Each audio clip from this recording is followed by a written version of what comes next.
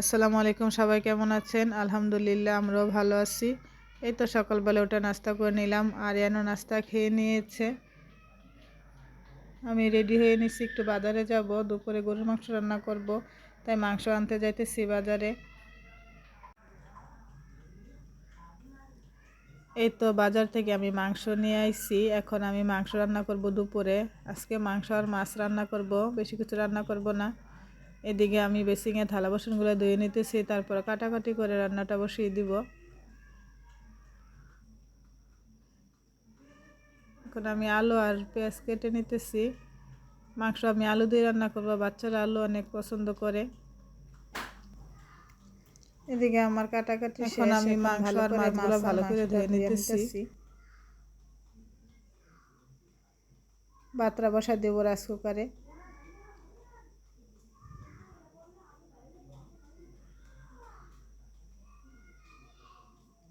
এই তো আজকে আমি মাখায়া গরুর মাংসটা রান্না করব, যেহেতু এটা ফ্রিজের মাংস না, মাখায় রান্না করলে বেশি মজা হইব।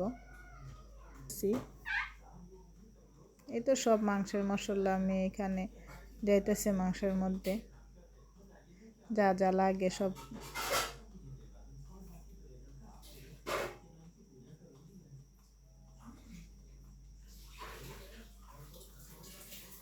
এই তো সব মশলা দিয়ে পেঁয়াজ দিয়ে এটা আমি ভালো করে মাখা নিচ্ছি। এখন আমি চুলাতে বসাই দিব। আজকে আর প্রেসার কুকার রান্না করব না, এভাবে রান্না করব।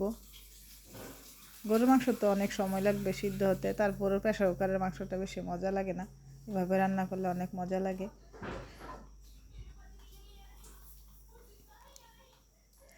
এদিকে আমি মাংসের আলুটা ভাজা নিতেছি।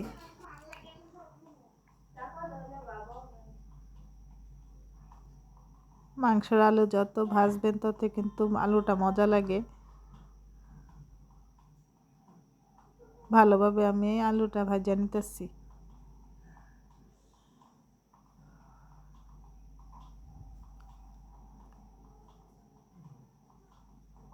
দেখি আমার আলু ভাজা কিন্তু শেষ।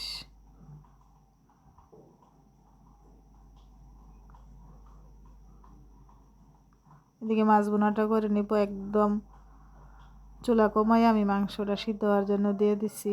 গরুর মাংস তো অনেক সময় লাগবে, সেজন্য আমি কারেন্টের চুলাতে একদম কমাইয়া বসাই দিছি। এদিকে মাছটা ভুনা করে নিব,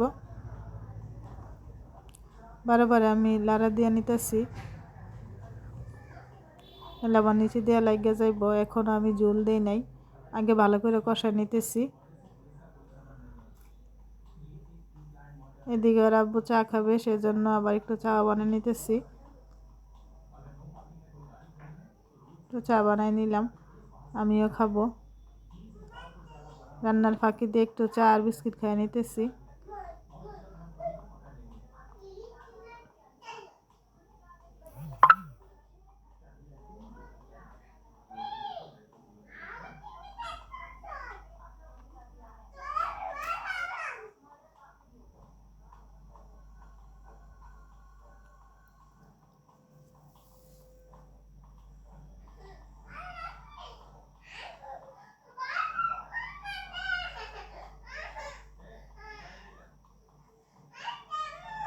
এদিকে মাংসটা প্রায় সিদ্ধ হয়ে গেছে, আজকে মাংসটা তাড়াতাড়ি সিদ্ধ হয়ে গেছে, এত সময় লাগে নাই।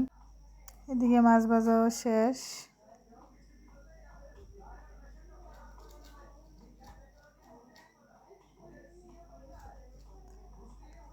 এদিকে আরিয়ানা এসে আমার কুলে বসে গেছে, ও রান্না করবে। এখন ও রান্না করতেছে।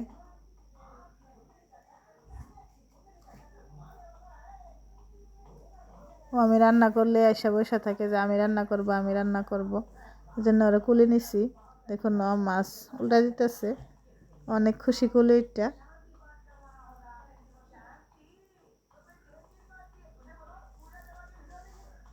মোবাইলের দিকে তাকায় তাকায় ও কিন্তু হাসতেছে, বুঝতে পারতেছে যে ভিডিও করতেছি।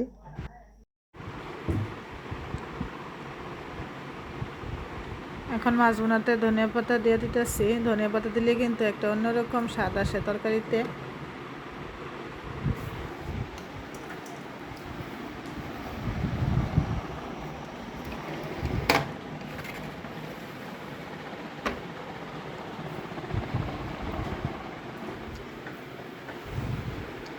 আজকে অন্য কিছু রান্না করি নাই, শুধু মাছ আর মাংস রান্না করছি।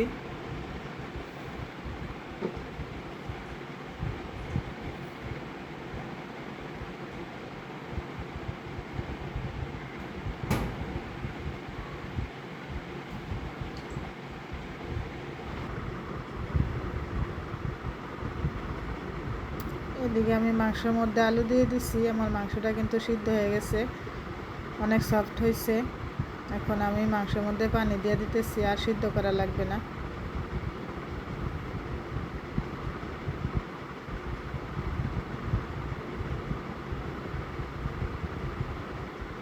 গরম পানি দিতেছি আমি মাংসের মধ্যে।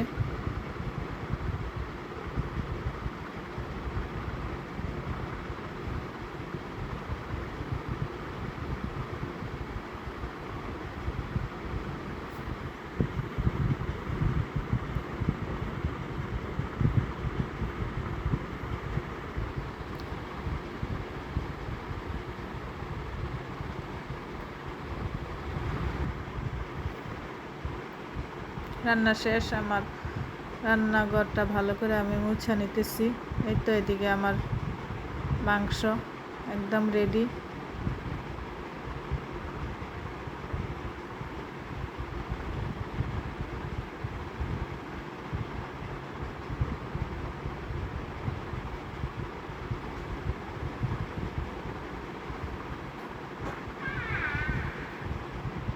এই যে মাছ বোনা, এই আজকে আমার দুপুরের খাবার।